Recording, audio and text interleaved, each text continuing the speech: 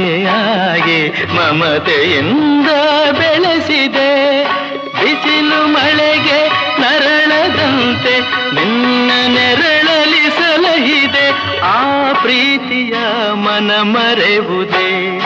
ನಿನ್ನ ಕಂಗಳ ಬಿಸಿಯ ಹನಿಗಳು 100 ಕಥೆಯ ಹೇಳಿದೆ.